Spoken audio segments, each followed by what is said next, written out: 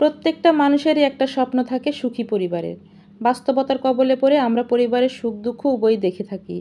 তবে খুব কম মানুষই আছে যারা সাংসারিক জীবনে পরিবার নিয়ে সত্যিকার অর্থে সুখে থাকে। আসসালামু আলাইকুম, কেমন আছেন সবাই? আশা করি ভালো আছেন। আলহামদুলিল্লাহ আমি অনেক ভালো আছি। তো প্রতিদিনের মতো আরেকটা নতুন ভিডিও শুরু করলাম। তো আজকে ভিডিওটা শুরু করলাম হাঁড়ি পাতিল মাজা দিয়ে।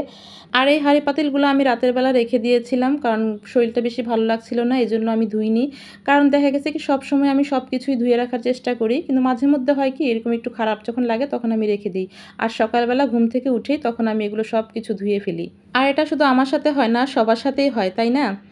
তো এই তো এখন এখানে গরম পানি চুলায় দিয়েছি। তো চুলায় গিয়ে রুটি বানাবো, এর জন্য গিয়ে আটা কেড়ে নিচ্ছি প্রথমে। তো প্রতিদিন সকালে রুটি বানানোর একটা প্যারা থাকে। আর মেয়েরা অন্য কোনো নাস্তা খেতে চায় না, রুটিটাই তাদের কাছে বেস্ট। আর তাছাড়া নুডলস খেতে চায়, প্রতিদিন তো নুডলস দেওয়া সম্ভব না।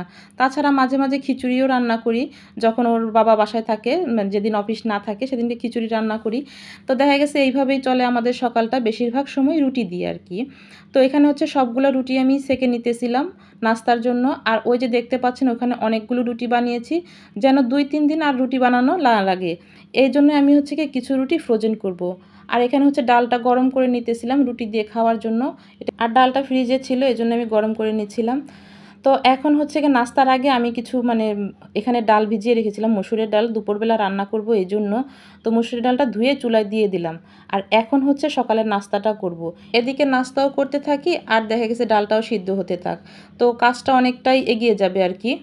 আর যেদিন আমি ডাল রান্না করি সেদিন আমি এইভাবে সকালেই ভিজিয়ে রাখি, যেন তাড়াতাড়ি ডালটা সিদ্ধ হয়ে তাড়াতাড়ি রান্না করা হয়ে যায়। আর ডালটা কিন্তু একটু ঠান্ডা হলে খেতে ভালো লাগে, গরম খেতে ভালো লাগে না, যেহেতু দুপুরে আরও অনেক কাজ আছে। আর এই তো সকালের নাস্তা শেষ করে আবার দুপুরে কি রান্না করব এই জন্য সব কিছুই গুছিয়ে নিচ্ছিলাম। তো আজকে ফ্রিজ থেকে বের করতেছি মাছ। তো মাছ বের করতেছি, মাছগুলো আমি কেটে এনেছিলাম আর ওইভাবে রেখে দিয়েছিলাম, কাটাই ছিল। তো ধুইনি, এখন এই মাছগুলোকে বের করে আমি ভিজিয়ে রাখি আর কি। আর মাছ যে পরিমাণ বরফে শক্ত হয়ে আছে, এটা যে কতক্ষণ লাগবে ছুটতে আল্লাহ জানে। তো যাই হোক, মেয়েদের আজকে পরীক্ষা শুরু।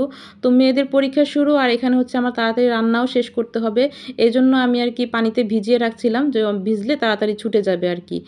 আর এই তো মাছটা বরফ থেকে ছুটতে ছুটতে আমি এদিকে ডালটা রান্না করে নিই, যেহেতু আগেই আমি ডালটা সিদ্ধ করে রেখেছি। তো ডালটা এখন রান্না করে নিচ্ছি, এই যে এখানে বাগার দিয়ে দিচ্ছি, বাগার দিয়ে তারপরে আমি ডালের মধ্যে দিয়ে দিব আর কি।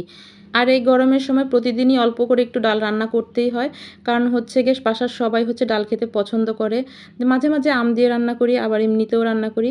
যাই হোক, ডাল রান্নাটা হয়ে গিয়েছে আমার। এখন মাছগুলো আমি লবণ দিয়ে ভালো করে কচলে কচলে ধুয়ে নিচ্ছিলাম আর কি।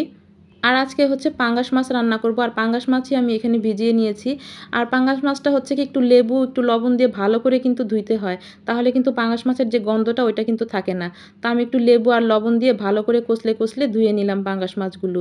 আর মাছটা একটু বড় সাইজেরই ছিল। এখন আমি সবগুলো মাছকে সুন্দর করে প্যাকেট করে ফ্রিজে রেখে দেব, আর যেটা রান্না করব সেটা নিয়ে নিব আর কি। তো এখানে গিয়ে মাথা, লেজ আর গিয়ে যে কানসা এগুলো নিয়ে নিয়েছি, কারণ কি পাঙ্গাস মাছের হয় এগুলো আগে খেয়ে ফেললে ভালো হয়। আর এই জন্যই আজকে মাথা, লেজ, কানসা এগুলোই রান্না করে ফেলবো।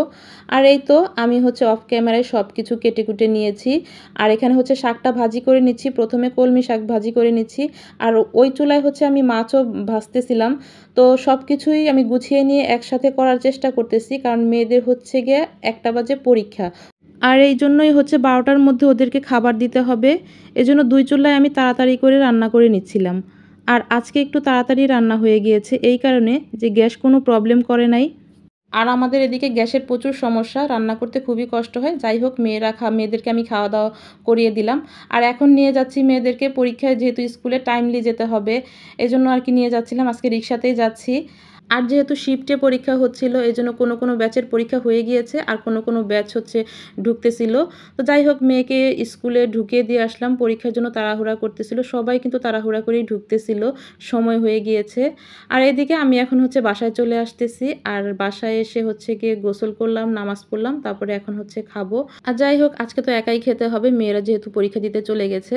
আর এখানে শাক ভাজি, ঢেঁড়স ভাজি করেছিলাম আমি অল্প একটু, ডাল রান্না করেছি, আর এই যে পাঙ্গাস মাছ আলু টমেটো দিয়ে রান্না করেছি। আর এই তো সব মিলিয়ে ছিল আজকের এই ভিডিওটা। আশা করি আপনাদের কাছে ভালো লেগেছে। ভালো থাকবেন, সুস্থ থাকবেন। আল্লাহ হাফেজ।